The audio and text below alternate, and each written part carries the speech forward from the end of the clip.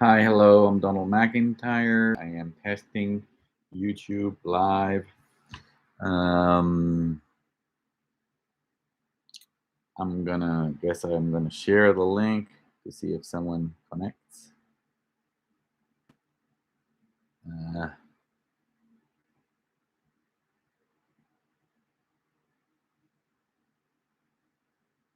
no, I'm not gonna share it because they're gonna come and I don't want to talk to anyone. Hey, here's Crypto Dev Pines. Hi, Ross. Hi, Ross.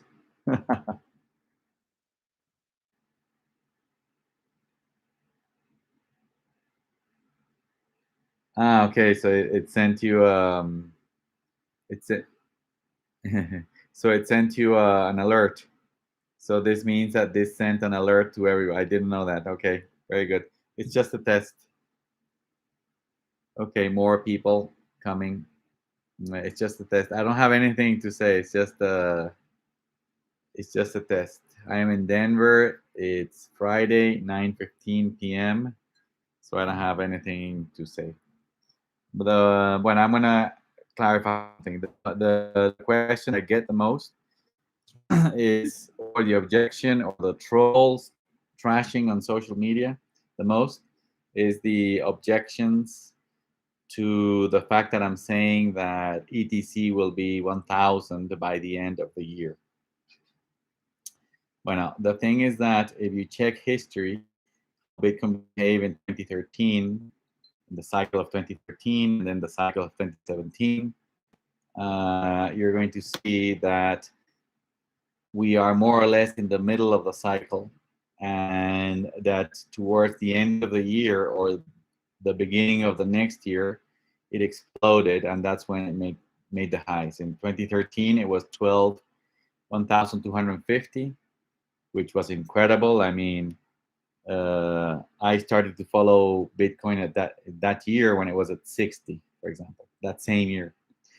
So ETC today is at 60, and it's been at 50, 40, 60 for a long time. And it perfectly may end the year at 1,000, just like Bitcoin in 2013. In the case of the 2017 cycle, Bitcoin, I don't remember how it started, but it ended up at 20,000, and that rally was also like 10 or 20 times the original price. So it's a matter of discovery. It's a matter of the people recognizing um, that ETC very soon is going to be uh, um, the only smart contracts proof of work blockchain in the world. When Ethereum moves to Ethereum 2, that move was going to be complete. Ethereum 1 is not going to exist anymore. Um, so at the base layer, the only proof of work blockchains that we have today are Bitcoin, Dogecoin, um, uh, Bitcoin Cash, Litecoin, and then Ethereum Classic. It's incredible, but if you clear the space, the list, and you remove the shit coins, stable coins, Ripple, all that shit, you leave only the real blockchains, which are the proof of work blockchains. ETC is the sixth largest today, and when Ethereum moves, it's going to be the fifth largest. And banks, everybody's going to realize, wait a minute, there's no proof of work smart contracts platform at the base layer, only Ethereum Classic. This is much more valuable than Dogecoin and Bitcoin Cash and Litecoin and all that shit. So it's going to go up very fast. That's my opinion. So I still believe in 1,000 from now until the end of the year. And of course, the assumptions remain exactly the same as they have been exactly the same for Bitcoin for years. That ETC is going to 8,700 in the next cycle and 33,000 in the next cycle, which is in 2029. Okay, I'm going to read some comments.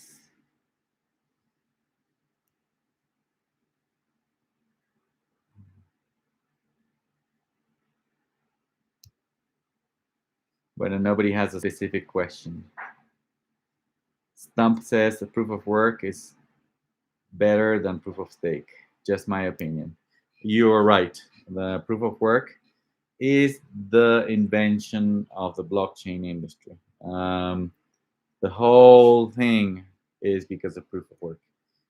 To have stakers put money in a network and be the only ones authorized to build the blocks is exactly like banking. A banking system in all the countries of the world, it's a central bank, and the central bank demands that the commercial banks, they have to put a deposit, just like a stake. It's not really a deposit. When they have to put a deposit in term, it's called reserves at the central bank. That's to guarantee portion of their deposits or checking accounts. But they also need to have minimum levels of capital. So it's exactly like proof of stake, where you have to put money somewhere. Because you have that money, then you have the right to open accounts. People can open up accounts in your institution, and you have the right to organize the accounts and organize the transactions and send the money to other banks and stuff like that. So proof of stake is identical to central banking. The only thing that I say that is a little better is that proof of stake networks are distributed nodes around the world, so they're more distributed. They may be a little bit more secure than banking, but the reality is that once these big stakers take over the networks like Ethereum 2.0, Cardano, Polkadot, EOS, Tezos, Neo, Tron, etc., those big accounts that are stakers very likely are going to be either billionaires that have a lot of money and they have computers creating blocks, or they're going to be banks. I know for a fact that banks are already studying, because I am a consultant and I work with that industry selling the blockchain concept. They're already studying to be stakers in proof of stake networks. Because that's the future of banking. So you're going to have 3, 4, 8, 15 banks in the world that are going to be the big stakers in Ethereum, Cardano, everywhere. And it's very easy for governments to go and get them and force them to implement all the arbitrary policies that governments always do. No, like know your customer, anti-money laundering rules, anti-terrorism rules, and all those things, which in the end basically put a barrier for users to use those. Will put a barrier for users to use those chains, because all those rules that governments impose basically assume that people are terrorists or criminals or some sort of bad people. So they cannot be in the banking system unless they prove that they're good people. So you have to provide your ID, they do a background check and all that. So that destroys the whole concept of blockchain. The only blockchain proof of work. The hash rate is going Scooty asks, hash rate going up? Yes, it's classic that miners produce, pays 3.2 ETC to the miner who won or found a block in that round. No, and it's every 15 seconds there's a new block produced by another miner. They get 3.2 ETC. If those 3.2 ETC are worth $4, then it's only $12.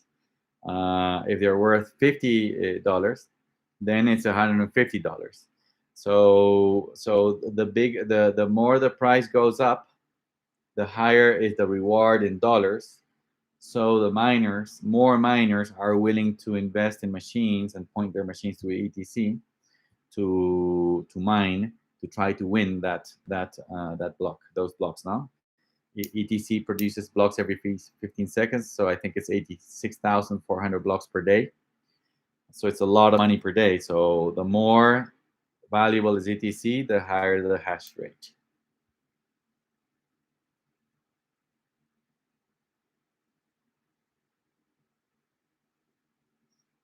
Silver Game of Thrones. I am sharing your videos with source from time to time. Good, excellent. Uh, yes, I don't understand what sharing the video with source means, but it might mean that um, you are saying who the producer of the video is. So that's fine. That's amazing.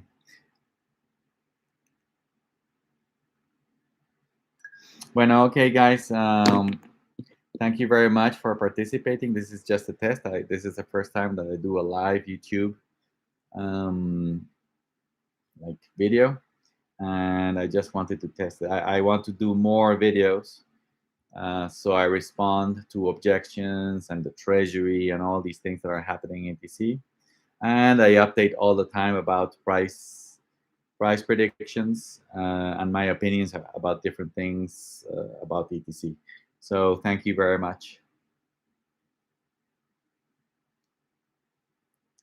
No, it's impossible to know what's going to be next week. It's really impossible to know what any price is going to be in the future. So what we do, people who do research, I was a banker before in the 90s, so doing research was normal, is we study the situation from a macro perspective. What is the total potential market for a product, for example? In the case of ETC, is the whole world population. Then what is the subsegment of that market that may use ETC, and that is maybe, for example, developers, which are 30 million developers around the world, and what are the analogous things that could be um, compared to the coin. No, ETC is like digital gold. I call it programmable digital gold. Bueno, so in real life, you can compare it to gold or Bitcoin. So you go like that, no, from a macro perspective to the sub segments and to specific ways of finding analogous comparisons or analogies to find the price, and then that's how you end up with a logical, what looks like a logical mechanism to get a price in reality, for example, gold, and then Bitcoin, which is in a way is going to take over gold, and then ETC is going to be a portion of the value of Bitcoin, and then you divide that by the supply, and then you get an indication of price, and then you project that to the future using inflation and different relative values between ETC, Bitcoin, and gold, and you're going to come up with some numbers. I believe in the numbers that I have published, which are $1,000 for this year, 8,700 for 2025, which is the other cycle, because crypto moves in 4-year cycles, and then 33,000 for 2029. I check my assumptions all the time. I am aware that the year is 4.5 months away from the end of the year, but I still have my same price target for this year and the future cycles, because when I check all my assumptions, they are all still valid. I don't see anything that has failed. I don't see that anything is out of the norm. Like I said, ETC at the beginning of this year, it went in a matter of 3 weeks from $12 to $180. So now and that's like 24 times. So going from 60 to 1,000 is going to be very easy in the next 4 months. Again, it's a matter of discovery. When people realize, and this is why all of us, we have all the ETC army has to shitpost, and we have to communicate constantly the values of ETC, why it's worthwhile, why it's so fundamentally well designed and well positioned in the industry, absolutely unique, and in a niche that nobody else has. Which, when you see the top chains, nobody else has this niche, which is proof of work, fixed monetary policy, and smart contracts. The only one that is the same is Ethereum, no? Because they were the one before, and they divided. But Ethereum is consciously making the choice of moving away from proof of work, and it never had a fixed monetary policy because the developers changed the supply all the time. So ETC is incredibly unique. It's something that, again, I think it's only it's the most advanced technology because it's absolutely on par with Ethereum in terms of technology, and it's something that is only awareness. I mean, when I talk to billionaires or other people, some people tell me, "Oh no, yeah, that's Barry's coin." They just dismiss it because they don't have time. We're working on an Ethereum, Bitcoin, investing in startups and stuff like that, and they don't have time. Or other people say something like, "Well, it's for criminals," because ETC wants to be code is law, and that means that whatever happens inside the chain is not going to be reversed inside the chain, and that's what protects all of our basic rights worldwide for 8 billion people. So just because one criminal does something, you don't have to ruin everything, like KYC and AML ruins everything in the banking system. So when this is to come back to say that my price targets are the same and it's perfectly doable. Let me see if there's another question.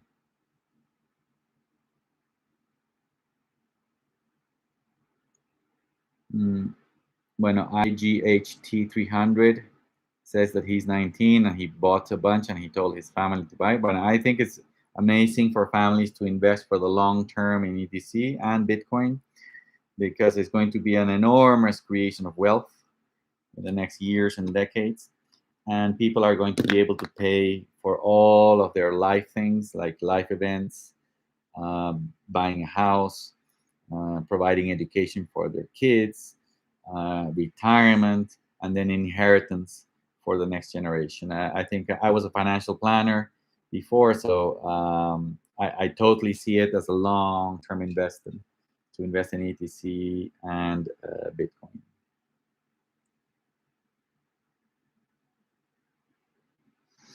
B King says ETC is programmable gold, ideal for treasury. Yes, if you're talking about the treasury of a company, the treasury of a nation, or any other kind of treasury as a value reserve for an entity or organization, absolutely agree. It's a reserve currency. And the network itself is going to be perfect for dApps and for moving large amounts of money. So that I totally agree. 51 Silver Game of Thrones, it asked about 51% attacks. The 51% attacks were in 2019, and then in 2020, and it was because the price of ETC was very low and there were bear markets. So because Ethereum is bigger, it was very easy to rent computers from the Ethereum mining base to redirect them to ETC and to attack the network and do double spends. No, it's an external attack. It's not a hack of ETC. It's just a reorganization of the chain. You have the chain, and the attacker just sends a new block, and because the nodes have to accept the new chain of. That's how Nakamoto consensus exists, and that new block or new chain may have reorganized transactions. So it's an external thing. It's not an internal hack of ETC. ETC always worked as designed. But now it's extremely difficult to attack because the developers of ETC Labs implemented a change called MESS that was accepted by the miners and node operators and the rest of the community. And that what it does is you have the chain going here, the normal chain, and then you have the attacking block. But now the chain, instead of accepting it immediately, it demands for the new block, for the new attacking chain, to have exponentially higher proof of work done to be able to be accepted. And because that is exponentially high and it's impossible, so now it's impossible to attack ETC. So that MESS feature is protecting ETC, and I think in practice it's impossible to do a 51% attack. And as we have seen in practice, it hasn't been attacked. And not only that, ETC went up from number 70 to number 18, 19, 20 now. So that means that the hash rate has gone up. So it's even more difficult to attack ETC. Okay, guys, thank you very much. I am going to end my stream now. This was just a test, and it's great that you all came. I didn't know that the test was going to send a notification to others, but it was great to do this test. So now I'm getting used to it. I'm gonna do it more frequently. Thank you very much, and goodbye.